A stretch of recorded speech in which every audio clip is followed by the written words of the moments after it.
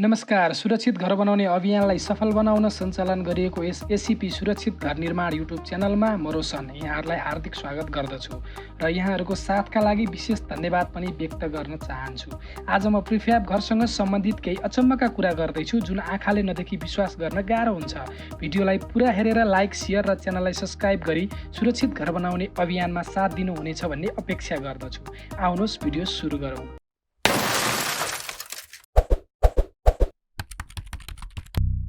दृश्यमा देख्नु भएको बिल्डिङ चाइनाको चाङसा सहरमा बनेको 10 तलाको प्रिफ्याब्रिकेटेड घर हो। चाइनिज कम्पनी ब्रोड ग्रुपले बनाएको यस घरमा अचम्मको कुरा के छ भने यो मात्र 28 घण्टा 45 मिनटमा निर्माण सम्पन्न भएको घर हो। यस्तै अचम्मका र अनौठा काम गर्न चाइनिजहरू विश्वभर माहिर मानिन्छन्। 40 फिट लम्बाइ, 8 फिट चौडाइ र 10 फिट उचाइ भएको बक्सा जोडेर यो घर बनाइएको हो।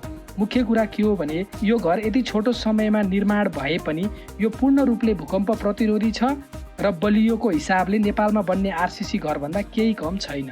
कम्पनीका अनुसार यस घर पब्लिक र रेसिडेन्सियल दुवै प्रयोजनका लागि बनाउन सकिन्छ र 200 तलासम्म बनाउन सकिन्छ। अचम्मको दुनियाँमा यस्ता अचम्मका कुरा भइ नै रहन्छन्।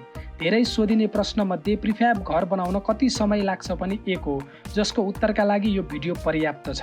नयाँ प्रविधिका विकाससँगै यस्ता अचम्मका कुरा धेरै हेर्न र सुन्न पाइन्छ। यस च्यानलमा आउने सबै भिडियो लगातार हेर्दै गर्नुहोला। यस्तै अर्को घर टेक्ससमा बनेको थियो। यो घर एक दिनमै डेलिभरी भएको घर हो। सामान र खाद्यान्न होम डेलिभरी भएको त सुन्नु भएको छ र मगाउनु पनि भएको छ होला, तर घर नै होम डेलिभरी भएको आज पहिलो पटक सुन्दै हुनुहुन्छ। यदि सुनिसक्नु भएको छ भने हेर्नु भएको थिएन होला। हेर्नु पनि भएको छ भने मैले माने हजुर एकदम बाठो हुनुहुन्छ, युट्युब धेरै हेर्नुहुन्छ। एउटा सानो परिवारले किनेको घर हो। यसको खासै डिटेल छैन। यस्ता घर बनाउने र डेलिभरी गर्ने कम्पनी युरोप र अमेरिकामा धेरै छन्। यो घर कसरी बन्यो, कसरी डेलिभरी भयो र यसको बेस कसरी बनाइयो यो भिडियोमा पुरा हेर्न सक्नुहुनेछ। भिडियोलाई पुरा हेर्नुहोला। र एउटा महत्त्वपूर्ण कुरा, भिडियोको अन्तिममा साना, राम्रा, सस्ता र रहर लाग्दा प्रिफ्याब घरहरू देखाइएको छ। हजुरहरूलाई कुन मन पर्यो कमेन्ट गर्नुहोला, तर भिडियो चाहिँ पुरा हेर्नुहोस् है।